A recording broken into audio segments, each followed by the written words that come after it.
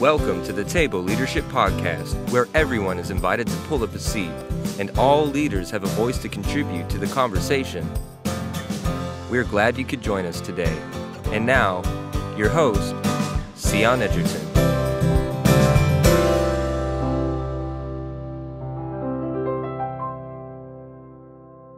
Absolutely. That's awesome. Cool. Great. Well, we'll jump in then. So why don't we start? I'm super excited to have you doing this, and just thank you again for taking the time. But why don't we start by having you introduce yourself just to everybody that doesn't have the honor of knowing you like I do. We're very, very privileged today to have the one and only, the great Edwin Jones, Pastor Edwin Jones, Bishop. I feel like it's time to upgrade. Terrible. Oh gosh, no. But no, my good friend, Pastor Edwin Jones, and I've known you and your wife, Ariel, and your family for, a long time now. I can't remember. Did I know you or Ariel first? Probably Ariel first. Yeah, maybe. Or maybe at the same, it might have been at the same time. I don't know. I don't remember. Yeah. Anyways, though. Yeah. It's been a while. It's been a really awesome journey. I've just loved getting to watch you guys do what you do and follow God's call. Love you guys. Love your family. Had the privilege of preaching to your congregation a couple years back. That was a good time. So just love you guys and your family so much. So just introduce yourself. Let us know a little bit about like who you are, where you're from, what you do, all the good stuff. Yep. So first off, I'm honored to be here. Thank you so much for having me be a part of this incredible new endeavor that you are carving out and blazing as far as the trail goes. So we have always loved you and Mike and kids and just all that you guys do. And so it's really cool just to see where you guys are in Cali and, following God's call. So kudos to you guys, and we love y'all and appreciate you. So thank you so much for having me. But yep. So my name is Edwin Jones, and pastor the Bridge Church here in Hampton, Virginia. The 757, as they are now rebranding Hampton Roads to 757 now. Okay. Some recent vote in the Hampton Roads Region of Commerce Chamber of Commerce has changed the name from Hampton Roads to 757. Nice. I like that. I've always just said 757. So, always. Right? Always. Awesome. So here we are. But yep, so our church is right here in Hampton, and my wife and I, Ariel, we've been married for, it'll be 8 years next week. So we'll be celebrating our 8th year of marriage. We've been together really since college, which was about 2004 was when we started dating. We even go back further than that. We grew up in the same church together, knew of each other, didn't really like each other at all, like as far as, boyfriend, girlfriend type stuff. But around college, we kind of reconnected, and, the rest is history, as they say. And so we have 3 kids, Josiah, Aubrey, and Joshua. They are 6, 4, and 2. Our youngest, Joshua, he will be 3 in January. Pray for us because he has hit a whole nother level. Yep.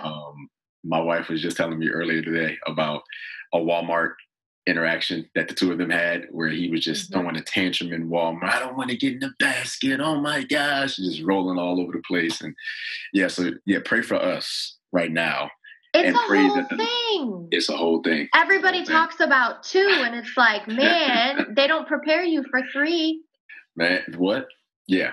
So he's in a whole nother level. Cool thing about him is he's very self-aware. So he'll do something out of pocket and just really crazy, and he'll be like, "Oh, mommy, daddy, I'm so sorry. I won't do that again." So it's like, at least the Holy Spirit is convicting you, buddy, and you're aware. So, but they're that's great. We love them, and it's a joy and privilege to parent, as you know. And so, we got 3 kids, and we planted the Bridge Church about 5 years ago now, in the fall of 2014, September 2014, and we've been enjoying that journey, just seeing people come to know Jesus and seeing lives transformed, families transformed, people following Christ, people growing in the relationship with God, tapping into their calling, discovering their purpose, making a difference here. And so it's just been an honor and joy. Next to being married and being a father, that's my greatest joy, is being able to pastor people and kind of come alongside them on their journey. So, so it's been cool. So I'm an Eagles fan, Lakers fan, so many things, but yeah, those are some of the basics. It's always fun though to see what people land on in the intro. Like, what are you deciding is the most important thing? Like, I'm a pastor, I lead a church, I love my wife, I love my kids, and I'm an Eagles fan. Like top five things, and it was there. That's great. Oh, that's great. Okay, so the first question that I have for you, just to and see, this is the thing. This is really what the table is about. My two great loves, right? I'm passionate about two things in life aside from my family and whatnot. Yes. Leadership development and food. Yes, we can attest to both of those. We have seen food in action at your house. Yes, you have.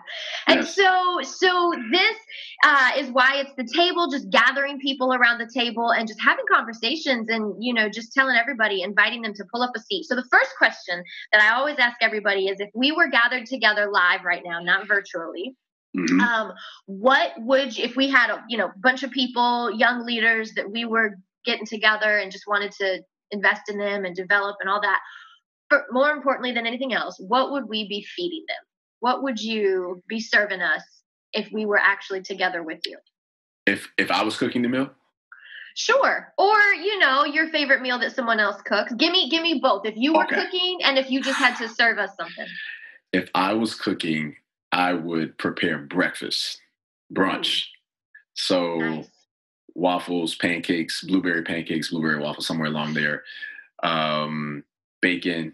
We do turkey bacon, turkey links, eggs, toast, simply orange juice, some music playing on Google Home. So I think that would probably be the setup. Past breakfast and brunch is where my wife is the pro.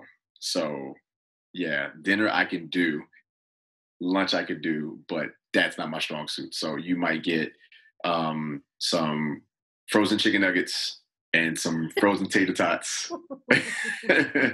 Or we might get Chick-fil-A or Moe's if it's Sunday, kids eat free on Sunday, you know what I mean? So something like that. But breakfast will be my bread and butter. So I'd be serving breakfast and brunch. Awesome. I love it. And I have to ask too, because this is, being the cheer, sitting in my hometown right now, and I'm all the way on the West Coast, and I do miss it a little bit. Anytime I've got a Virginia person on, I have to say, what is your favorite 757 breakfast or brunch restaurant?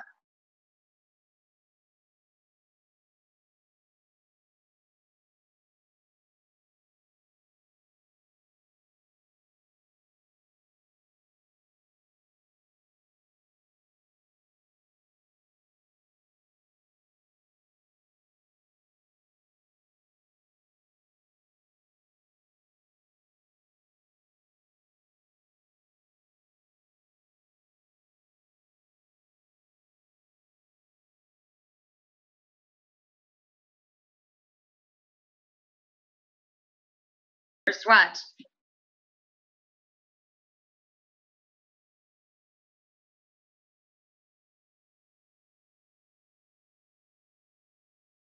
Nice. Yeah.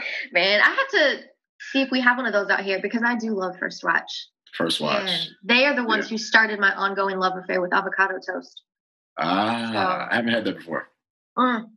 It's good. It's very, you will absolutely feel like your most millennial self eating avocado toast. It is like the epitome of like hipster millennial breakfast, I think that's why I love First Watch so much, is because when I walk in there, it feels very millennial-ish, minimalistic. Yeah. It's just the rustic feel. I just love it. I love the atmosphere.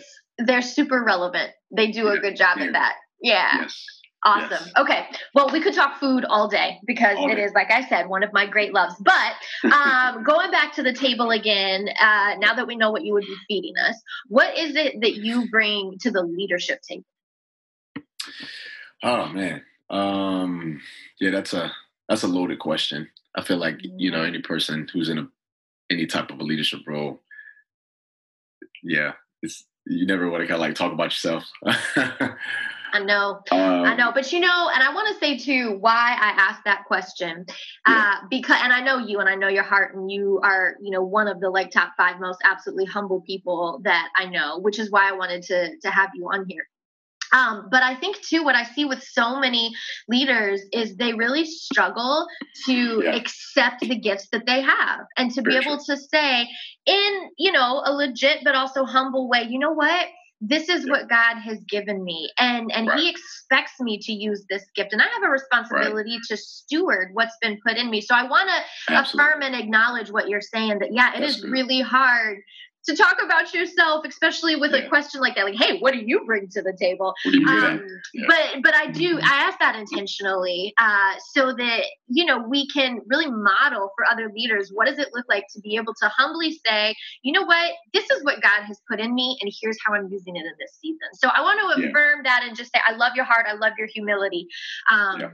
But you do bring so much to the table. And so what are some of the core things in this season you would land on? Yeah, I think for me, one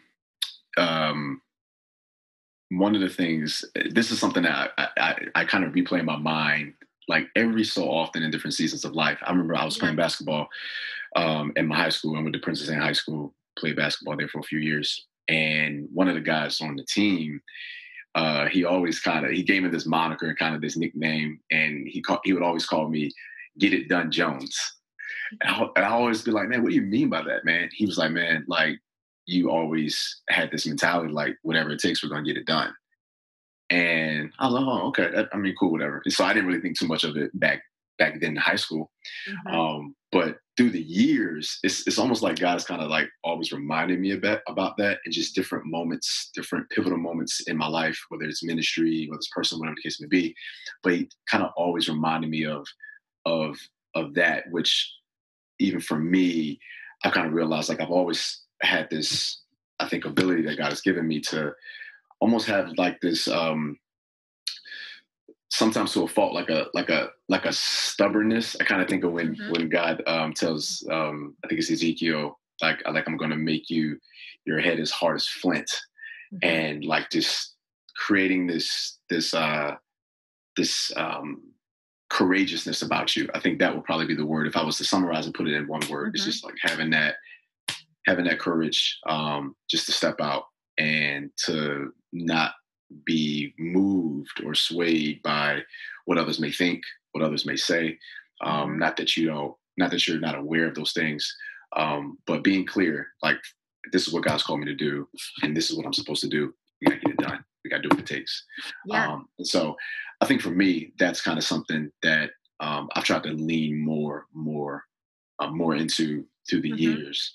And sometimes it's a kind of a challenge, because I don't know if I'm pretty sure you've taken the Enneagram test. Yep. So my wife and I, we were just talking about this recently. So I'm a high 3, which is, I think, Achiever. Yep.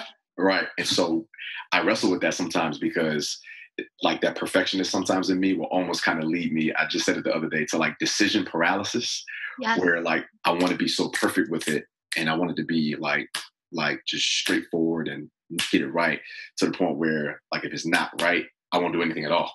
And so that's kind of sometimes like the battle, like with me personally, is just trying to come to grips with like having the courage to kind of step out, get it done. Sometimes getting it done doesn't mean it's going to be perfect. Like, but just get it done. And so, so I think that's one of, I think, the stronger characteristics, I think, that God has kind of enabled me with, is to kind of just have this mentality, like, yo, we got to get it done. We got to lace up the boots. Let's go to work and let's make it happen. So, yeah. And that, of course, so let's talk about that, and let's break that down a little bit, because that then, of course, overflows into leadership. I mean, you've planted a church. I know you guys have initiated all sorts of stuff. You're even doing something new for New Year's, you were just telling me about. And so I see that, that you've taken on that mantle of like, you know what, this is what I've been called to do. We're going to do it. We're going to get it done. What are some of the roadblocks in leadership that keep us from getting it done? I mean, I think about, you've already brought up a couple. What are other people going to think about it?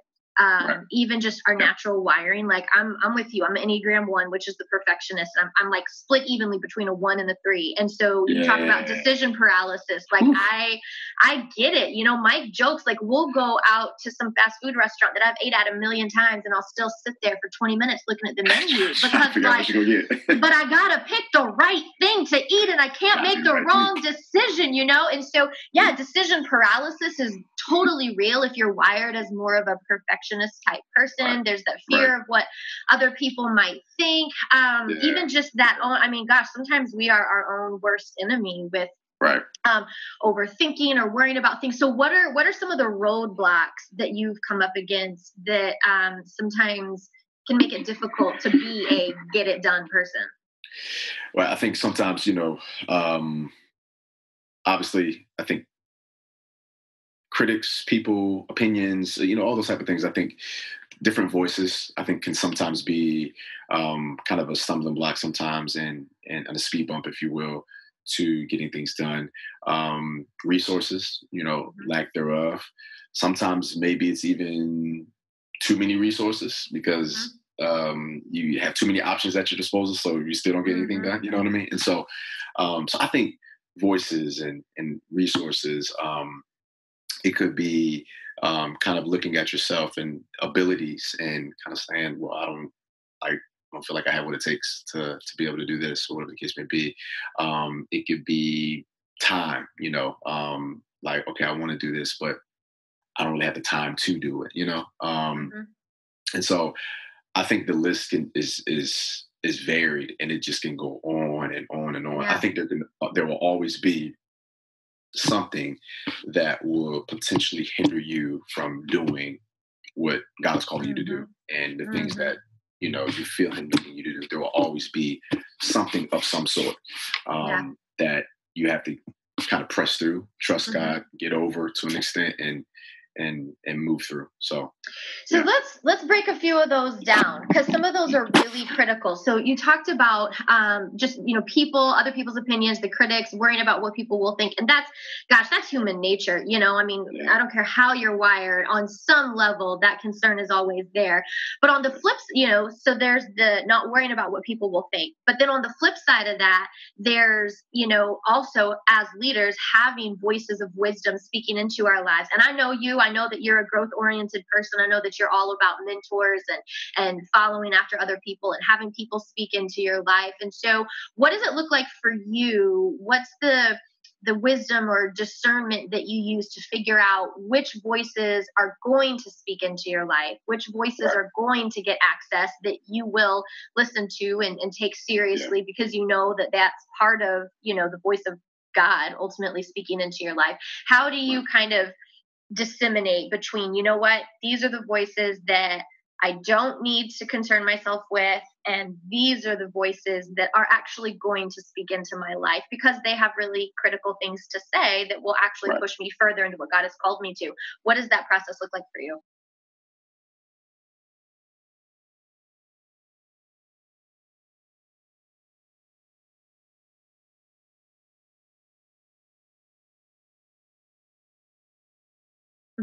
And so I think when that becomes somewhat clear, and it may kind of be difficult to understand, I think, you know, especially if you're, you know, connecting with somebody for the first time, you know, you're reaching out to somebody, trying to get some advice, some wisdom, some expertise, if you will, that can kind of be sometimes hard to discern, you know, immediately or upfront. But I think the more and more you kind of begin to interact and have conversations with those people, you kind of begin to get a sense of, like, man, they really care about me for like who I am. So like, it's not just about like what I'm doing. They're asking me questions like, man, how you doing? How's your health? You know, how's your family? Man, how's your kids? Like, oh yeah, I saw you. Da, da, da, da, da. And you know, it's like just really them taking to heart who you are, and just who you are as a believer, who you are as a Christian, who you are as a man, as a woman, and realizing that it is who you are that drives what you do. So what I've found is that the people who have had the greatest impact on my life were not the people that necessarily always helped me with what I did, but they helped me to grow into who I am. So like they poured into me, they invested in me, on multiple levels, whatever the case may be, those are the people that I like, they got access to my life, because I don't have to wonder if like you're for me. Yeah. That's kind of, that box is already checked. And once that box is already checked, then it's like, now I can unveil everything because now I trust you. And so anything that you do share with me, whether it's a word of encouragement, whether it's, like some correction, some wisdom, whatever the case may be, I don't have to filter this through the lens of, or ask the question like, man, I don't really know if they really care about me a whole lot. Like, I already know that. And so when it comes to them saying that, it may not, some things may feel good, some things may not feel good, but because I know who's saying it, I'm able to receive it the way God wants me to and get better as a result of it. Does that kind of make sense? Yeah. So that's so good. So yeah. That's good. Yeah. And those voices are so critical to have too. The ones where that they're invested in you and your growth. That's huge. So then let's talk about that decision paralysis a little bit. Was it Colin Powell who talks about the 80% thing, about making critical strategic decisions? I think it's Colin Powell. Now I might be completely quoting that wrong, but somebody really smart and really famous one time and I'm pretty sure it's Colin Powell, but he talked about 80%, making a decision with 80% of the information, that you don't wait until you have 100% of the information, 100% of the details, strategy, that you move on 80%. And for somebody that's wired like us, that can be really, really difficult to do. Absolutely. But we have to learn to grow in that, because obviously we're never going to have 100%. And, I think about, regardless of where people are leading, because, we do have a lot of listeners who are in the organization of the church and ministry, but we've got a lot of para-church leaders, we've got military, we've got business leaders, CEOs. So no matter where you're leading, there's lots of big decisions that have to be made. And of course, when you're the leader, the stress of all of that, I mean, you really do wear the full weight of these decisions. At the end of the day, it doesn't fall back on the organization. It doesn't fall back on the team. It falls back on you as the leader. And so what are some of the ways that you have intentionally kind of pushed past that and grown? What are some of the things that you do, or the habits you have, or the things that you tell yourself when it's time to make a decision? You can't have 100% of the information. Is it going to work? Is it going to not? I don't know, but we're doing it anyways. What does that process look like? How have you grown into being able to make good decisions and make wise decisions and be okay with the result?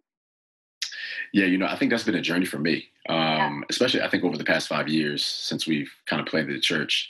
I think that I guess, if you will, skill and ability has been something I think that's constantly been refined. My wife is the complete opposite as me. So that helps. It helps tremendously, because she's very like direct and like, boom, boom, boom, boom, boom, boom, boom. I'm kind of more like the 30,000 foot view, like, okay, we got this, we got that, da, da, da, da, da, and like, we need to do this, we need to do that. And so she's like, all right, but we need to like break this down and just to go for this, to go for that. But, you know what I mean? So very kind of matter of fact. So it's very helpful. So I think one, marry somebody who is like, but so I think for me personally, she's helped me out tremendously with that, because that is very much a strong suit of hers, as well as pastoring and obviously planning the church. Like, because there is certain decisions that obviously have to be made for ministry to go forth in order for us to continue to transform lives and things like that. Like there can't be a whole lot of, back and forth or a whole lot of lag when it comes to certain things. Like, so you have to, I think, almost get to the point where you are comfortable being uncomfortable, if that makes sense. Yeah. Like really kind of what you said, being comfortable, not being sure of everything. Yeah. Like, I think that's the biggest thing. And so literally, like, we were kind of in the process of planning out like our New Year's Eve experience. We've never done it before. And I wrestled with that for a minute, because I was like, okay, I got this big picture idea of what it could be, da, da, da, da, da. I don't know if we could do this. I don't know if there's enough time for us to do this, da, da, da, da, da, da. And then I just kind of came to a point where it was like, okay, just because I have this oak tree vision does not necessarily mean we have to see the oak tree happen the way I see it now. Right. So Right. like, what are the things that we can do now? What are the acorns? What are the seeds now? What necessary things can we do now with what we have, with where we are, in order Yeah. to be able to do something at a high capacity while Yeah. still building over time to what I see it being. Yes. And so I think for me, like my journey has been, I've realized oftentimes how God usually kind of reveals things to me, which is he'll give me this big picture. And Mm-hmm. so if I'm not careful, I'll sometimes think like, oh, that big picture, that's for now. It's like, no. It's not for Mm-hmm. now. Mm-hmm. That big picture is meant to not impose what you do now, but to inform what you do now. That's good. And so now that I have this big picture, okay, what does it look like for us to, like, what do we need to do now to work Mm-hmm. towards that later? Mm-hmm. Mm-hmm. And so I think that's being able to get to that place and living in that tension, Yeah. and being comfortable with that tension. Like, it's not going to be perfect right now. Mm-hmm. But once again, like if you got clarity, like, man, this is what we're supposed to do, let's just get it done. Yeah. And, what do we have at our disposal? What can we use with what's in our hands right now, with what's at Mm-hmm. our disposal to make the best of it that we can Yeah. right now, Yeah. if that makes sense. Yeah, and I think that's so critical for our listeners to hear because, when we're talking about leadership, most of us, we are visionary. That's a huge part of what leadership is we've got ideas and we've got goals and we've got dreams and we've got these visions, but it is oftentimes, like you said, the oak tree version of it. And what we actually start with, and that's the thing too. And I love that that's the illustration that you use because it's organic. It can only be grown. Right. There are no shortcuts. You cannot just go purchase, this full-grown oak tree. Like, or if you did, somebody else did the work of growing it. And so it has to be grown. It has to be developed. It's just like raising little humans. When you become a parent, you've got these ideas and dreams for your kids, but it starts with, you got to wipe their butt and you got to get them sleeping through the night. And so I think that illustration and what you said there is so huge, but it doesn't negate the fact that we start now. And start now. I know a lot of times, and just speaking for myself, I get really stuck, not just in decision paralysis, but I get stuck starting because I'm trying to figure out, well, how is it going to look like that? And the truth is it's not going to look like that.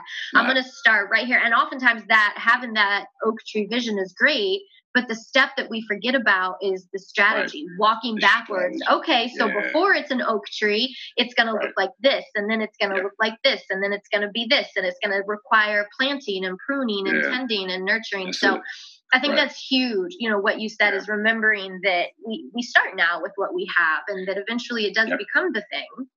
But to not hesitate to start. That's good. Absolutely. When I went to school I did my undergraduate studies at ODU and did that in electrical engineering. And one of the things that my professor, he's my favorite professor, he was the dean of our college.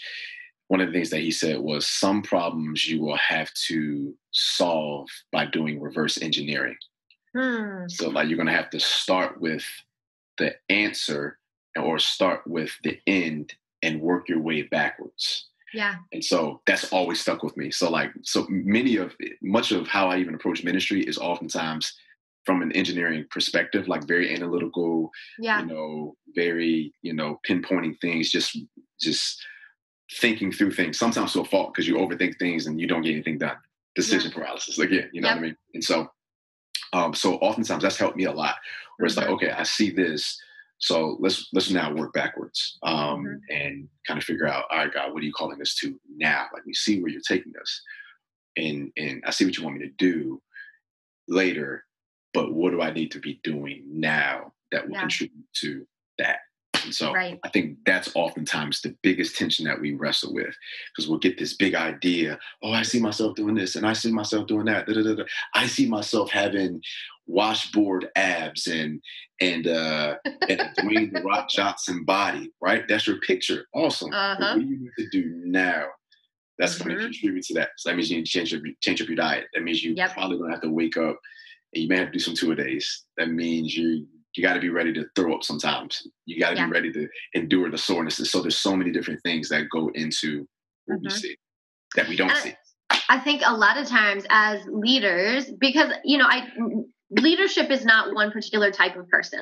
And I think oftentimes we can get stuck thinking that, oh, leaders have to be apostolic and they're these big visionaries. And I mean, we are, but on the other side of that coin, you know, a lot of times leaders are slow, steady, and strategic. And it's the marriage of those two that is so critical. You know, I had the honor of being raised up in leadership under Freddie, who you know, Freddie Villarreal, who was not only an incredible visionary, but also just a genius in organizational leadership. And so he had this combination of vision and strategy. And I tend to be more of a strategy person, not a visionary person. But I think what you talked about with Ariel is so critical. And you may not marry into that, but to have that on the team. And I think identifying about ourselves, am I more naturally, because we can always grow, but am I wired naturally as more of a visionary apostolic leader or a strategy leader, a strategy expert? And if I'm on the strategy side, then I know that I need to balance that out, whether it's on my board or on my team or even just the group of people that I hang out with that feeds into me, visionary people, and vice versa. If I'm the visionary side of things, man, how do I balance out the strategy? Because for some of us, it's so easy to see the strategy, but we have no idea what is the big picture vision that we're working towards. Or on the other side, I'm a big picture vision person. I see the oak tree, but I have no idea where to get the acorn. So yeah, I love what you said about that though, is the marriage of those two and how do you get somebody that complements your leadership gifting so that together you can, and that may be multiple people. It may not be just one, it may be multiple, but I think that's a really huge factor. I think that's so good because I think being able to understand what your bent is will then allow you to kind of surround yourself or be intentional with surrounding yourself with people who will complement that. Or even just on a fundamental level, just you personally, like realizing like, okay, this kind of is the thing that I normally lean to, but I also need to kind of be thinking about this, that, and the third. So for me, I'm very big picture. So there's been plenty of times where through the years, not even just like with church, but I remember when we first got married, you know, I would always kind of be coming up with these different ideas and stuff like that. And I had this big idea for this, like, man, we should do da-da-da-da, or we should go here, blah, blah, blah. Like, we should go to Disney World. That'd be so awesome if you do da-da-da-da-da. And then Ariel would come back and be like, so how are we going to get there? Where are we going to stay? How long are we going to stay? Are we going to drive? Are we going to fly? And I'd be like, you're killing my vision. And then I really kind of realized over time, like, no, she wasn't killing the vision. Like, she actually is down with the vision. But what she's talking about is strategy. Yep. Like, she's going to make it happen. Exactly. And so realizing that is so helpful no matter what it is now. So like even as it relates to church and everything like that. So big picture vision. And so my job is now to kind of communicate that to our people, but then to have strategic people around me who can say like, okay, I see that. So this is how I can get there. And being able to kind of work through that. So yeah, that's good. And I think too, that dispels the myth that as leaders, we have to be able to do it all. We have to have it all together. Like, oh, I've got this vision and I need to have the strategy and then I can gather people around me for that. And it's like, no, just because you're gifted as the leader or you've got the vision or whatever else doesn't mean that you have to be able to do it all and have it all figured out. Like I can't do anything without the team around me. That was one of the first things that I told God when he started talking about the table to me, you know, when I started feeling like, you know what, I think I'm going to start a podcast. I'm going to start offering online courses and I'm not going to actually make this a thing. The very first thing I said was there has to be a team. I cannot and I will not do it by myself. And so if that team doesn't come, if that doesn't get developed, like that is my number one step, is saying, who are those people, and making sure that they are gifted in ways that I am not. Like I want the full Myers-Briggs spectrum on my team. I want every single Enneagram number on my team. I want all of the fivefold represented on my team, because we're better that way, because we're made to exist in community and we're made to lead in community too. Absolutely. 100%. Yeah. And I think that's always in every season, I think that's the thing that we have to constantly be leaning into, just because seasons shift and they change and kind of what we may be doing in one season may kind of change in the next. And so being able to still be conscious of, like, I need to have people around me that will help to advance things. I mean, Jesus had it, he had 12, and even said, I think in John 14, John 13, like, greater works will you do. Yes. Like, that's crazy to say, you know what I mean? But that was going to happen through the team. Yeah. And here we are 2,000 years later because of that. So, yep, totally. Yeah. So one of the other things that you mentioned, you talked about the voices of other people, but you talked about the resourcing, like the time, like, oh, I don't have enough time. And I think that, that's the thing, my gosh, being a leader, we've got dreams, we've got all these visions, we've got these plans, but oftentimes it comes down to, well, shoot, that means I'm going to have to change some things, or I'm going to have to get some regular healthy rhythms in my life, or I'm going to have to sacrifice a little bit. So for you as a leader, what are some of the rhythms and habits and practices that you have had to establish to make sure that your life is set up in a way that actually enables you to follow after the things that God has called you to? Right. Yeah. So I think a lot of it is directly connected to you being clear on who you are called to be, and being clear on who you are, what God has called you to do. I think I have said no more this year to things than I've probably said ever I've been doing ministry since college. So at least about 15 years, and 15 years of doing ministry. I'm 34. This year's probably been the year I've said no to more than I've ever said to before. And the opportunities were really cool. And whatever it was, just different things. Awesome things to do, but just kind of was like, nah, this isn't for me right now. And so it kind of sucks because, you want to say yes to this, you want to say yes to that. You don't want to let people down. So you kind of deal with that. I think sometimes we'll say yes to things, not because of necessarily just how it would benefit us, but sometimes we'll say yes to things because of what we think others will think of us. And so I think being able to have clarity and confidence in who you are called to be as a leader, it's not just what you say yes to, but it's also what you say no to. And I've realized that saying no to things that I'm supposed to say no to allows me to be able to say yes to the right things that God wants me to say yes to. And so, like, there are certain things that I've said no to that I know from a time perspective, I would not be able to be present with my family as much, or I would not be able to have the capacity to be able to pastor at the level that I'm pastoring at, And so all those type of things, I think it has a lot to do with being clear on who you are and on what you're supposed to do. I look at even Jesus's ministry, like there were some things that Jesus did not engage in. And there were also certain things that Jesus engaged with at a certain time.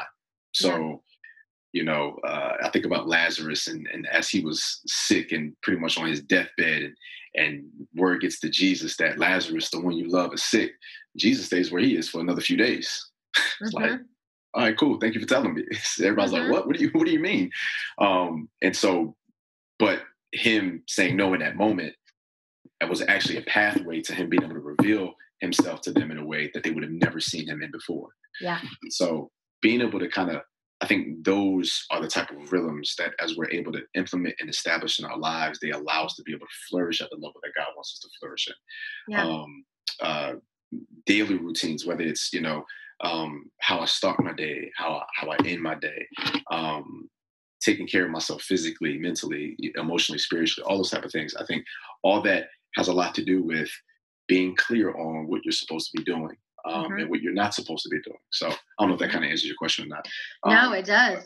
It's perfect. And I think you hit on something so critical. And you hit on this too when you were talking about the voices of other people and, which voices do we listen to and which ones do we not worry about, is our identity, is knowing solidly who we are. And I think so oftentimes as leaders, the vision is exciting, the dream, the idea, whatever is exciting. But the real first step is that internal work, because everything we do is overflow from the inside out.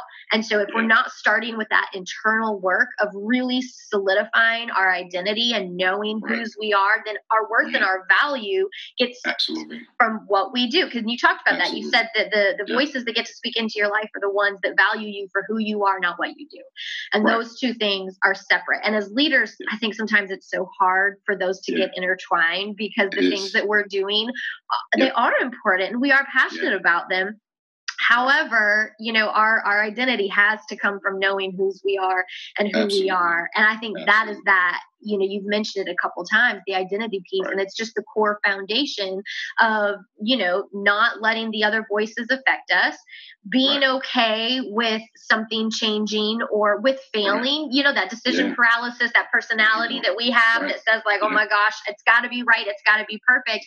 Well, why? Because I'm afraid of failing. Because if I fail, then that means I'm a failure. The reality is, no, we tried something. It didn't work. The season wasn't right. Whatever, that's okay. Well, we're going to keep rolling. We're going to learn from it. And when my identity isn't attached to what I do, it frees me up to have healthy rhythms in my life, to take care of myself, to be able to say no to things, because I don't have to please you. I don't have to say yes to prove my capacity or to prove my worth to you. And so I think no matter what we're talking about in leadership, at its core, at the foundation, everything can come back down to our identity, knowing whose we are and who we are. And until that's the starting point, it's like nothing else can fall into place. Not one bit. Yeah. And I think that was something that Jesus was really helping us understand when Mary and Martha were at the house, and Jesus stops by, and Martha immediately goes to work doing a great thing for Jesus, and Mary on the flip side is just sitting listening to everything that Jesus is saying, and Martha's frustrated. She's upset with Jesus to the point where she's like, don't you see I'm doing all this work, and tell my sister. Like, I always think that's crazy, like you're telling Jesus to tell your sister. Tell my sister to help me. Very passive aggressive in many ways. But in that moment, Jesus was affirming Mary, like what Mary has chosen is much better. And what he was really helping us to understand is like what you do is important, but who you are becoming is much more important. Yeah. And so who I am in Christ is not based upon like what I do. It's not based upon my performance. It's not based upon if I cross every T and dot every I. Like who I am in Christ. Like I am the righteousness of God in Jesus. My life is hidden with Christ and God. And so like my identity flows from that truth, and from that place, now it informs everything else that I do. From being a husband to being a parent to being a father to being a pastor to being a son to being a leader to being this person in the community, whatever the case may be. My identity is not attached to those things, because if those things dictate my identity, the minute those things are taken away, I have identity crisis. Yeah. And that's never what God intended. And so, you hit the nail on the head. Yeah. No, that's good. And I think too, that really, so two things that you kind of hit on that I want to come back to. So the identity piece is a huge part of it, right? And knowing that that's enough, that who I am and whose I am, that's enough, that God has, equipped me for whatever it is that he has called me to, for this vision that he's given me. What stood out to me, was so interesting, and I don't think I knew this. You went to college, your undergrad was electrical engineering. Right. Yeah. Okay. And now you're planting churches, right? Right. So I'm always looking, every conversation that I have with somebody at the table, I'm always looking for, man, what's the prophetic piece? What's the prophetic word in what they have to say that's really going to be the thing that hits somebody's heart? And as you were talking, I feel like that's what got highlighted to me, because I think it's really easy for us to feel unqualified for the things that God has called us to, or maybe the point in life where he calls it to. I'm in my mid-30s and I'm starting something brand new. And it's, it seems completely unrelated to what I went to college for, or to the career that I've had prior to this. And yet this is what God is doing. And so what choice do we have but to say yes? And so can you, a little bit from your own story, obviously, but also maybe just a little bit prophetically to the person listening that is like, okay, the thing that I'm feeling God is calling me to, the thing that I'm feeling passionate about and drawn to, the vision that I have, I'm not sure if I'm good enough. I don't know if I'm qualified, and I'm not equipped for this. This isn't what I went to college for. This is not the job that I've had for the past 10 years. And yet here it is. And that can seem so daunting and overwhelming. I love that you shared. I went to my undergrad's electrical engineering. Now I'm planning a church. And look at how God has used that, even how he uses that to inform what you're doing now. So can you just kind of, whatever wisdom and encouragement you have, maybe just speak a little bit prophetically to the person listening who is like, wow, that's cool. That guy planted a church and went to school for electrical engineering. Okay, right. Maybe that helps me a little bit. Just speak to that. I know that's a big, broad brushstroke, but speak to that a little bit. Absolutely. I think probably sharing a little bit of kind of even that journey a little bit probably will help give some context and some principle. So I think for me, it started in many ways when I was at ODU. I was a sophomore, going into my junior year, and I kind of noticed that I wanted to see ministry happen on campus in a greater way. There wasn't a whole lot of campus ministries that were like just reaching students, and so everybody was at the web jams, everybody was at the parties, you know what I mean, just doing all types of stuff. And I kind of just started feeling like, man, I want to start like a Bible study here on campus, and like just have a ministry here on campus where we're doing big concerts. We're having, big Christian artists come through and minister here on the college campus, just really point people to Jesus on campus. And so, so around 2005, I remember getting a journal and just writing all this stuff down, like just literally wrote down concerts, Bible studies, outreach events on campus, paying for people's meals, just all those type of things, weird stuff. And so all of that started with a radio show, very similar to what you're doing. And so our campus had like what they call WODU radio. And so I just started like having like a little bit of a 30-minute, almost like a devotional segment on the radio show. And I called it Focus. And that then led to us creating an organization on campus, which led to us having a Bible study every Tuesday. So we had students coming there, started off with like 15, 20. The next year we had like 30, 40 over the next semester. And then it just kind of started ballooning. And then we started having these ideas to want to do these worship experiences on campus. We called them Saturday Night Live. We called it SNL. And so we're doing these big events. And then we kind of, went even bigger.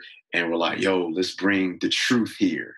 Back then, 2006, 2007, the Truth, hip hop artist, very well known, kind of an OG in the Christian hip hop world. We were like, man, we got to bring them. And I remember, man, we were selling donuts and scrapping for money. We got money from the university, and we brought truth to the campus, not once, but we brought them twice, one semester, another the second semester. And at the same time, we're doing these Tuesday night Bible studies, and it's gone from like 15 people to like over 100 people. And so like we're having to reserve all these different rooms because we just got massive amounts of people coming. And that all happened within like time span of like a year and a half. So We're in like now 2007. And at that time of 2007, I didn't have a job. And so my mom was like, yo, dude, you got to get a job. Like, single parent and all that good stuff. You got to pay for some stuff. You got to pay for some books on campus. And so I got a job working in the equipment room of the athletic facility. And that's very fancy for saying I was literally washing the undergarments of all the sports teams at ODU. And it was literally the most humbling job that I've ever had in my life, because I was like, man, I'm in here washing all types of stuff here. Yeah. And all types of stuff. And I literally, like, every day, basketball players are coming, right? This was right on the cuff of us starting the football team at ODU right around 07. So football players were coming and they were like just dropping stuff off. And I remember feeling like, man, people coming over here dropping off their laundry to me, man. I got to wash clothes, And in the meantime, man, we got this big Bible study popping off. We got truth coming, this, that, and the third. And I remember in that moment, God was kind of just speaking to me. It was like, hey, be faithful in this now, because this is going to prepare you for where I'm taking you to next. And so that was around the early part of 2007. By the end of that semester of spring 2007, that was my junior year. I remember as the semester was ending, I was going to my job for the last day. And it was almost like I just heard God speak clearly and him saying like, hey, this is going to be the last job that you have. Like, I'm getting ready to take you into full-time ministry. And I was like, man, and at the same time, like, as we were, and this was kind of coming off of a big event that we had on campus. I was like, man, I really want to do this the rest of my life. Like, I want to pastor people. I want to shepherd people. I don't know what it looks like. I want to teach people the Bible. I have no idea what it looks like. And later on that summer, around 2007, I didn't have a job at all. I kind of shared that with my mom. To this day, we always laugh and joke about it. I was like, hey, Mom, I feel like God's calling me to ministry. I don't know what it looks like. I don't know what I'm going to be doing, but I just feel like this is what God's calling me to. And so she was like, well, how's this going to work? You know, you're a junior in college. You've been studying engineering. You switched your majors and da-da-da-da-da. I was like, Mom, I have no idea. It was to the point where we got in an argument about it at one point. And I was like, I have no idea. And I remember one moment, I was like, God, all right, you got to convince my mom of this because I'm convinced, but she not convinced at all. Literally that summer around July of 2007, me and Ariel, my wife now, we were dating back then. We went to a mentor of mine. He was preaching at a church, a youth event. And after the event was over, we were waiting for him to kind of talk to him and everything like that. And then there was another pastor who I happened to know through him. He came up to me. He was like, hey, man, I'm looking for a youth pastor full time to hire up to my church. I want to know if you know anybody who may be interested. And I was like, okay, I'll get back with you on that one. And so he and I connected, and I became youth pastor at Abyssinia Baptist Church in Norfolk, kind of at the tail end of my time at ODU, my senior year. Came on board full time and was there for 6 years, which then led to God stirring our heart to come back to Hampton and to plant a church. And here we are. And so I say all that to say, as you becoming clear on what God is calling you to, and it may be countercultural. It may not make sense to a whole lot of people. So people were always asking, so what are you going to do about engineering? Like, you're junior now, and you're kind of saying God's calling you to the ministry. Like, I mean, what are you going to do now? Like, well, I'm just going to finish up and just going to go from here. And that's what God has done, since 2007 to now 12 years later, 2019. Yeah. And so it just really kind of, I think, started with a sense of clarity of calling and realizing like, this is who God has called me to be. And it may not make sense on paper. It may not make sense to many people. I think it made sense to nobody except for maybe 2 or 3 people. But the more obedience was flowing and the more God was opening up doors, the more people started to see like, oh, you weren't so crazy. Like you actually, you actually knew what you were talking about. And so here we are. Wow. I never knew that story about that job that you had in college. I never knew that that's what you were doing. While at the same time, you're building this ministry and seeing that pop off and you've got 100 people coming and, all of this stuff. And that was the work that you were, I did not know that part of your story. And I think that's huge. That is so hugely relevant. Many people don't know. I remember sharing that. And I think one of our sermons, one of the sermons I preached earlier this year, I was talking about purpose and discovering your purpose and talking about how, like sometimes God will anoint you for something that he won't really fully bring to pass until later on. And so I literally felt like David, because it was like, man, just had this massive slaying moment, killed the giant. Man, we just saw 30 people, 30 college students give their lives to Jesus the night before. And then the next day I'm going to the equipment room to wash underwear. Yeah. Man, but just looking at the humility that brings, and even just the understanding of like, you know what, it's not all glamorous. And a lot of times, I think we have this idea of leadership and man, God's given me this calling and this vision and all of that. So that's going to be the thing. And that's going to be, immediately successful. Again, going back to the oak tree thing. And I love that Paul was a tent maker. I love that he was bivocational. I love that there was a little bit of hustle in his life alongside the obedience piece. And I think sometimes, God provides and God does miraculous things with resourcing. But a lot of times too, I think at the same time, there are practical gifts that we've been given that feel really disconnected with the vision or the mission that we think that we've been called to. And so we neglect certain gifts that we have without realizing, no, that is actually the gift that you've been given, that God has given you to resource your life while you're building out on the other side over here, this vision and this dream. I'll never forget one time I was in a coaching session with Joe Saxton, who's one of my mentors. And there was a whole group of us and we were talking through some financial stuff. And I remember her telling one of the other people on the call, you might just need to go get a job for a little bit. You might need to end up making some coffee at Starbucks while you're getting this thing, going. And I just remember thinking, dang, has that even crossed my mind? Am I so convinced that I'm just going to put everything into this vision that God has given me, and I'm just going to see it immediately like pop off and be successful, that I'm not willing to use my other gifts and put in the time and the work that's possibly really necessary in this season? Right. And I'm going to learn from that too. So absolutely, I think it's so good.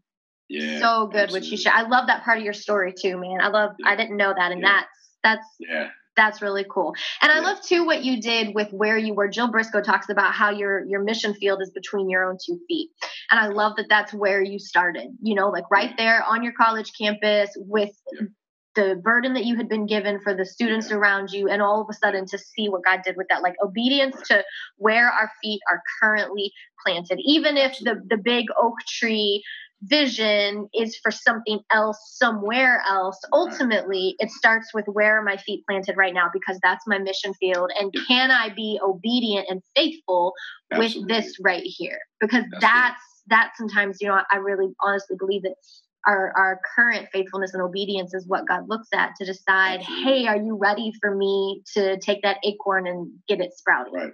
Yeah, absolutely. Yeah. I had a mentor one time tell me to always grow where you're planted.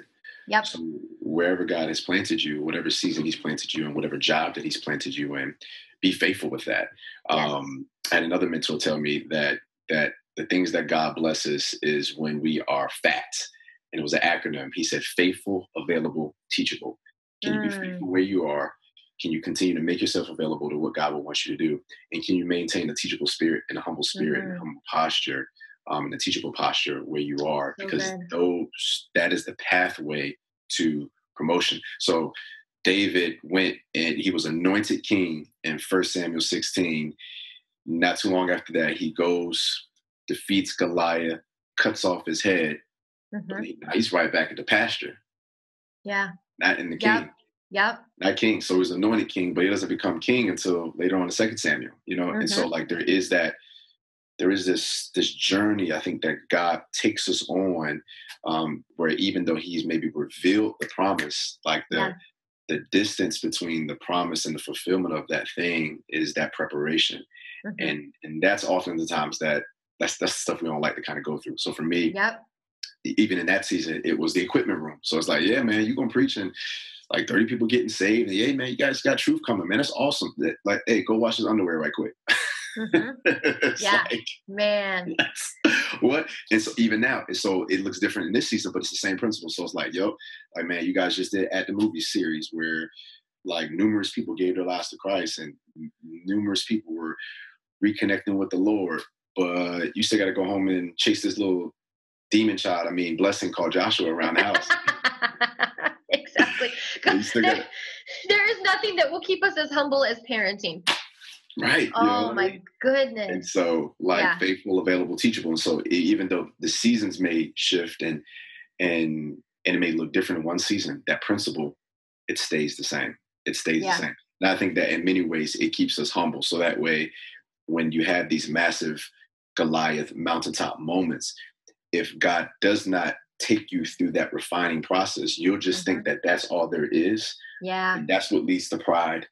That's what leads to the arrogance. And then when that happens, now God's like, all right, now I got to bring you back down, and it's going to hurt, And so I just try to stay as low to the ground as possible. As difficult as it is at times, as frustrating as it is at times, like just being faithful. Yeah, that's it. Yeah. Man, that's really good. So much wisdom that you shared today. I really appreciate it. I do. And I know that our listeners do too. Thanks for leaning into a little, prophetic. Let's see what God's saying right now. That's good. Yeah. So the last thing that I'll ask you, and then I'll let you go, because I know you got church to lead and family and all that good stuff. What are you reading right now? I am reading a new book by a guy named Glenn Packiam. He wrote this book called Blessed, Broken, and Given. And it's a book where he's looking at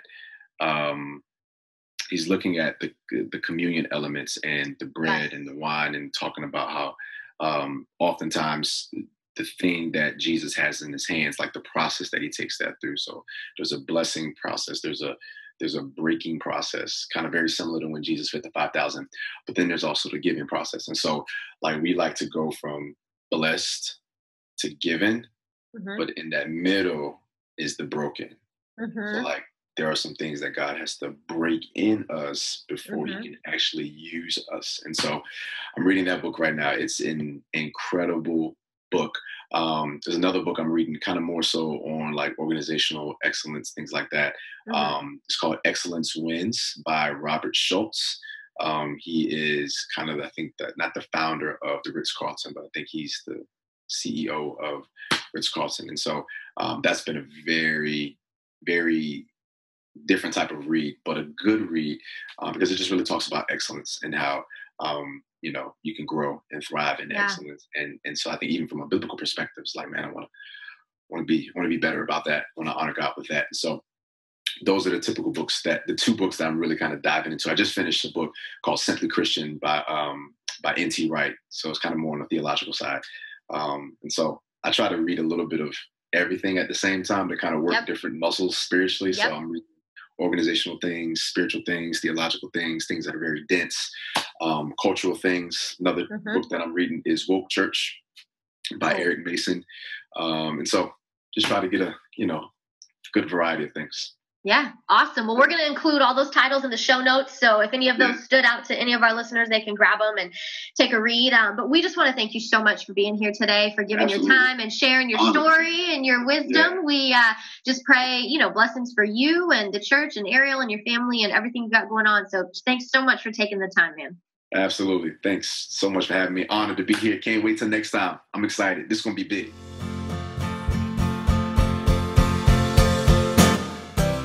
Thanks for listening to the Table Leadership Podcast. Be sure to check out the show notes for links to the resources that were discussed at the table today and to connect with today's guest. Remember to subscribe to the Table Podcast and follow along on social media at The Table Leadership. Visit thetableleadership.com to learn more about current courses and coaching opportunities. And finally, you can connect with me, your host, at CyonEdgerton.com or on social media at CyonEdgerton. I look forward to the next time that you pull up a seat at the table.